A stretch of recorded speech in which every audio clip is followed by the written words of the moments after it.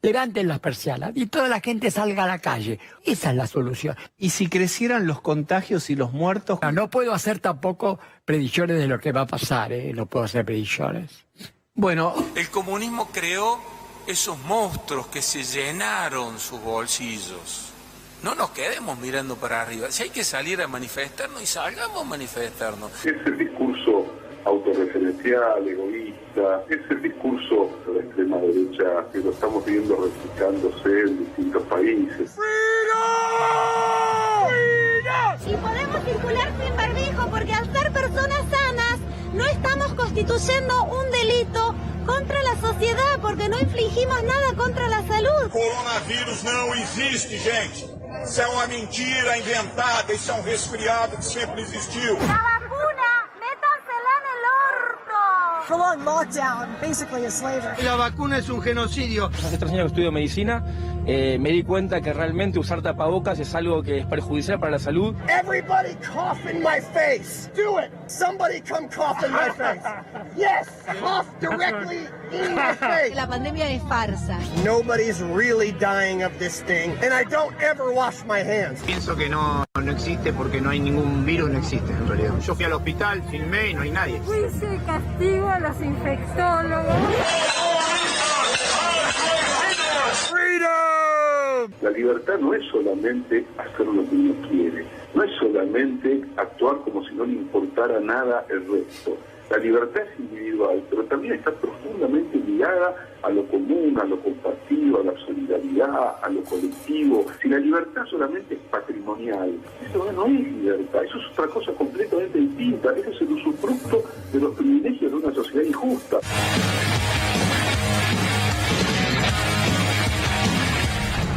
El debate sobre la cuarentena, el debate sobre, bueno, esta palabra que se patentó, la infectadura en la República Argentina, y ahora en los estudios de Sincones ya está Luis Tonelli con nosotros. Luis, gracias por haber venido. ¿cómo estás, Iván? Marcelo Leiras también, muchas gracias por haber venido. Un placer, Iván. Luis, arranco por ti, porque fuiste uno de los firmantes de la solicitada. Me podés tratar de vos. Desarrolle infectadura y el peligro de las libertades, y conversen entre ustedes. Bueno, en primer lugar, no soy terraplanista, no soy antivacunas. Y ni loco iba a la plaza del Obelisco, sí. Estoy guardado hace como 3 meses en mi casa y creo que la cuarentena ha sido una herramienta muy útil.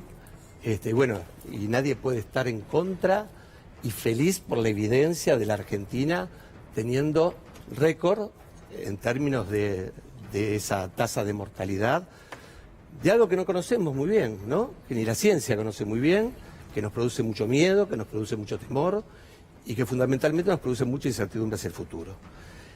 ¿Por qué firmé la carta? La carta la firmé porque, como politólogo, estoy preocupado por ciertos elementos, ciertas tendencias que veo y que en un punto me decepcionaron, y voy a lo concreto. Sí, sí. Cuando asumió Alberto Fernández, el discurso del consenso del 83 realmente a mí me emocionó y pensé que Alberto Fernández era una persona para desarrollar esa idea de amistad política, concordia civil, convergencia, diálogo, consenso. Pero a partir de la cuestión del coronavirus, y ya casi el mismo día del primer discurso presidencial sobre la cuestión de la cuarentena, apareció un discurso que para mí es muy nocivo, que es el discurso amigo-enemigo, que es el discurso de identificar a un bando de la sociedad como si quisiera algo en contra del otro. Y claro, acá es un problema, porque acá estamos en una situación donde obviamente se discute la salud de los argentinos y entra la dicotomía vida o muerte.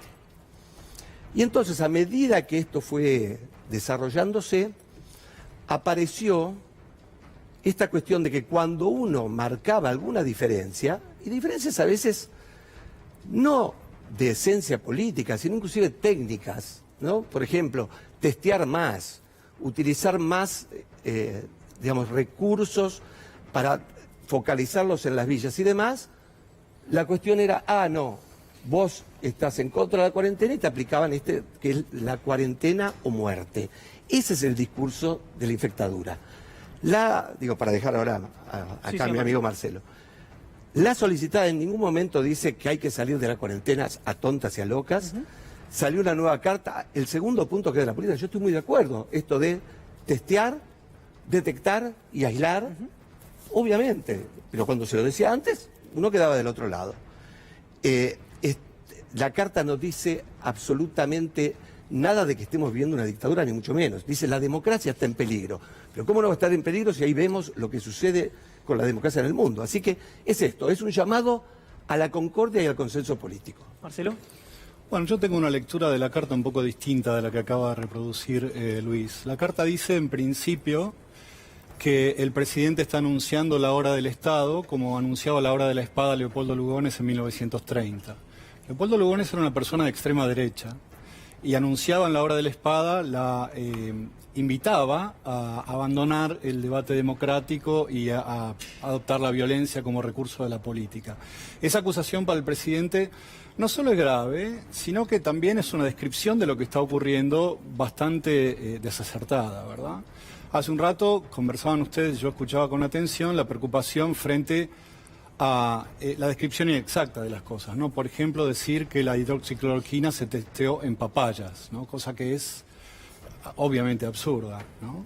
Bueno, cuando uno discute de política, los hechos no tienen la misma robustez que tienen cuando discute en qué se puede testear hidroxicloroquina, pero muy claramente Alberto Fernández no es Leopoldo Lugones. Del mismo modo que la doctrina de la seguridad nacional no tiene absolutamente nada que ver con darle lugar a las personas que saben de infectología en la discusión pública sobre las decisiones que luego toman los políticos, no los infectólogos. La palabra dictadura designa cosas que en Argentina, como sabemos todos los que estamos acá, Luis también obviamente, generó mucho dolor. Entonces asociar la influencia de las personas que saben de infectología sobre la toma de decisiones con la dictadura es, en un país que sufrió lo que sufrió la Argentina, creo yo, irresponsable y no es una invitación a la conversación abierta.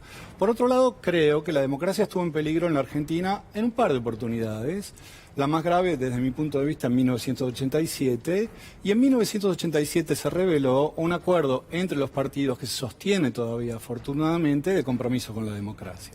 Entonces, la carta acusa al gobierno, no porque el gobierno se parezca a lo que acabamos de ver, sino que lo acusa de combatir la democracia por no abrir el debate en el funcionamiento de las instituciones, cosa que también es inexacta y de las que después volvemos a hablar, ¿no? Entonces, podemos conversar con Luis respecto de la apertura al diálogo y del tono en que se dio la conversación pública respecto al control de la pandemia, pero la carta hace acusaciones que es muy importante indicar que son inexactas.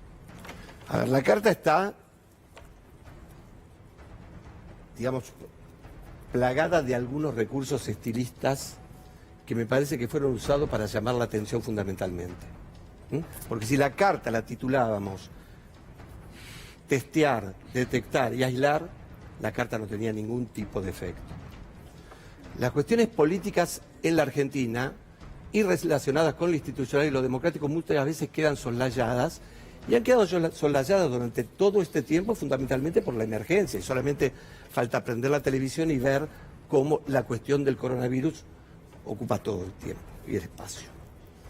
Me parece que, acaballada esta cuestión, el gobierno, me parece que ha aprovechado, como muchas veces sucede con los gobiernos en el mundo, y no le voy a enseñar a Marcelo, lo que es la utilización de la crisis, digamos, para fortalecer el poder del gobierno y del Estado, y presentar, digamos, de alguna manera, que lo bueno, lo justo, el que te cuida, el que tiene la verdad, está de este lado, y todos los demás quedamos del otro, no me parece que eso sea la esencia de un diálogo democrático, ni mucho menos. Y me parece que es muy peligroso, digamos, porque vos citás estas cuestiones, digamos, específicas de la carta, pero fíjate que hay, en última instancia, el llamado a que nosotros somos la vida y ustedes son la muerte, ¿viste? Creo que hay pocos discursos políticos en el mundo que se han animado a eso.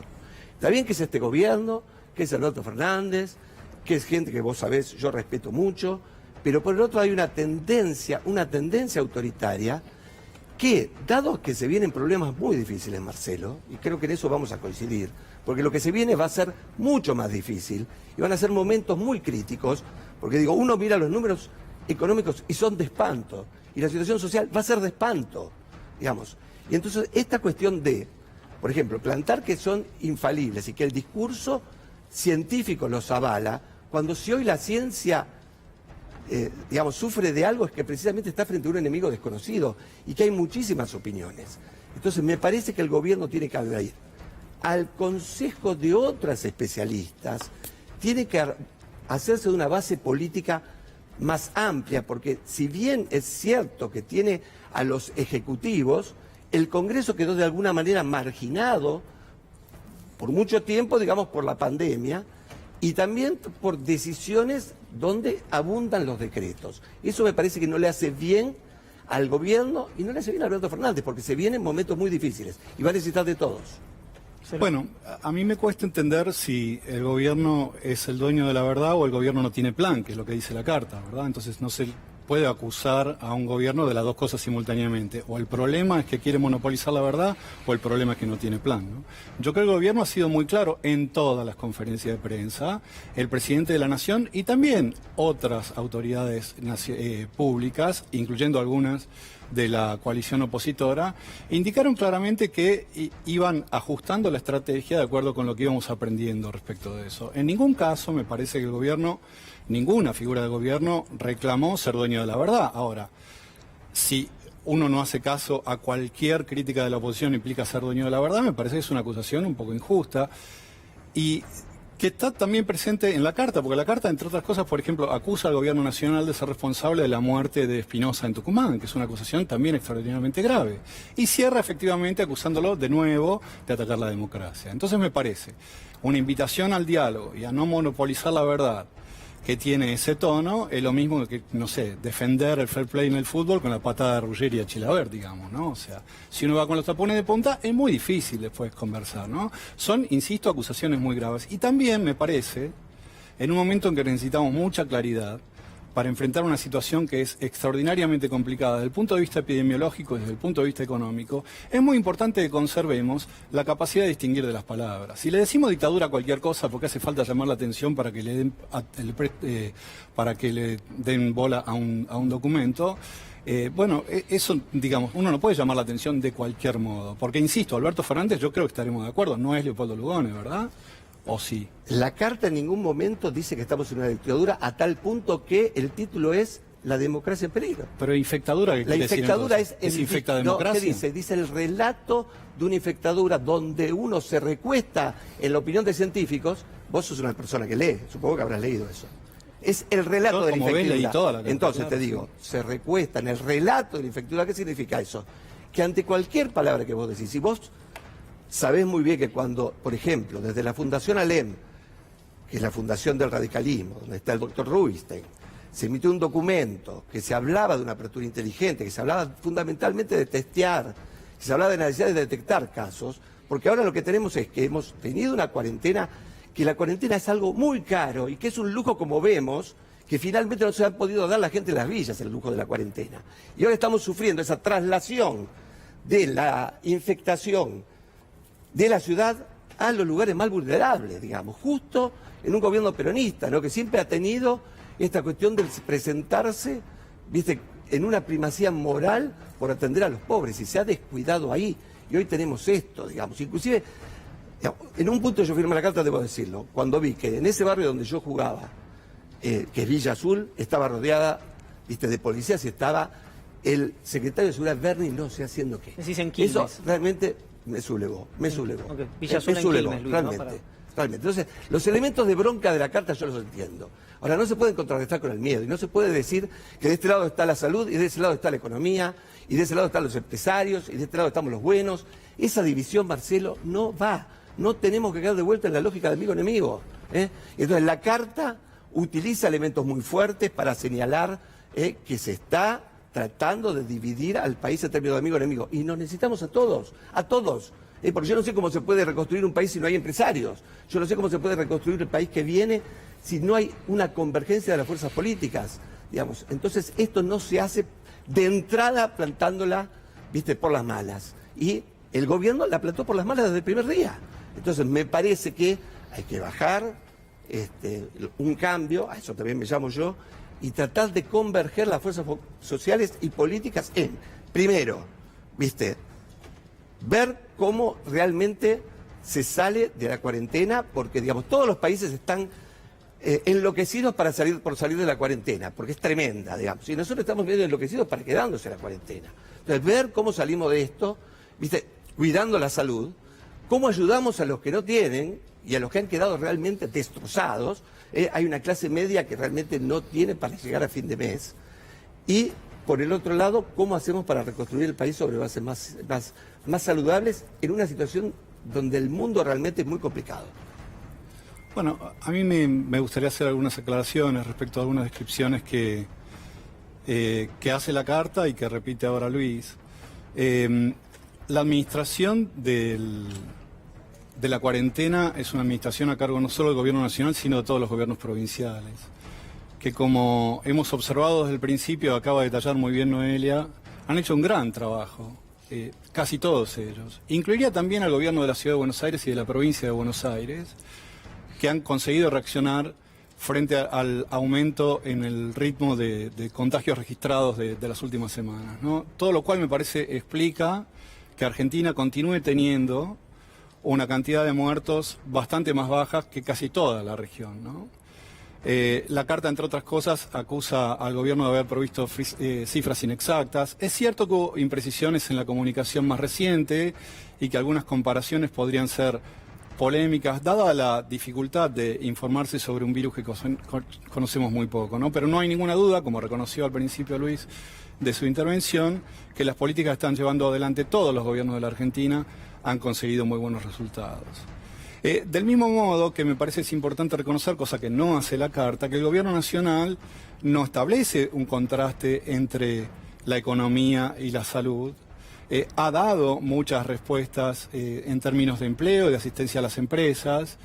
Nadie desea que la gente deje de generar ingresos y ganar dinero, y tampoco la gente está despreocupada o indiferente respecto a lo que ocurre en los barrios más pobres, ¿no? Porque efectivamente Villa Azul tiene en este momento asistencia no solo de fuerzas de seguridad, sino de 500 personas que le van a hacer las compras a las vecinas y vecinos de Villa Azul, afortunadamente, ¿no?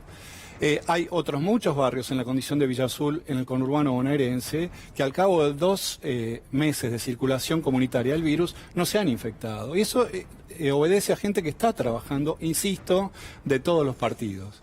Intendentes, gobernadores, ministras, ministros. Me parece muy importante reconocer eso. Y me parece también importante, nuevamente, proteger la capacidad de distinción de las palabras. Una acusación de autoritarismo está solo fundada en que se dice que alguien es autoritario. Es muy difícil discutir de ese modo, ¿no? Porque uno tiene que partir de defenderse de una cosa que yo no entiendo quién ha hecho. Y por otro lado es una acusación que uno no la escucha de principales figuras del partido opositor, excepto la presidenta de PRO, que no tiene en este momento ninguna función oficial, ¿verdad? Pero otros muchos miembros del partido de oposición, incluyendo legisladoras y legisladores, tienen una actitud muy distinta, ¿no? 10, 15 segundos máximo cada uno de cierre, y los libero y les agradezco. Luis. Les pido que respeten el tiempo porque me están apurando, perdón. Me parece que ha habido muchas actitudes que, como dije antes, se acaballan en la crisis y en la emergencia para hacer que no funcionen plenamente las instituciones democráticas. Me parece que no hay nada en esta crisis que no pueda ser procesado a través del Congreso, que no pueda ser procesado a través de la justicia, y me parece que por diferentes razones eso no está funcionando bien como debiera. Entonces, me parece que el gobierno tiene que bajar los decibeles de esta cuestión de nosotros somos la vida, nosotros estamos en contra de la muerte, porque todos estamos a favor de la vida y todos estamos en contra de la muerte, y nos necesitan a todos. Las comisiones del Congreso funcionan, ambas cámaras sesionaron con un desarrollo tecnológico que se hizo con el propósito de hacerlo funcionar. Alberto Fernández no es Leopoldo Lugones. El cuidado de la salud de las argentinas y los argentinos no es la doctrina de seguridad nacional. La doctrina de seguridad nacional inspiró desapariciones de argentinas y argentinos. No está en riesgo la democracia. No se puede comenzar a hablar sobre esa base. En otros términos, podemos discutir sobre cómo salimos de la cuarentena. Estamos todos interesados en eso. Muchísimas gracias a ambos. Luis, Marcelo, gracias. De veras. Nos vamos nosotros hacia...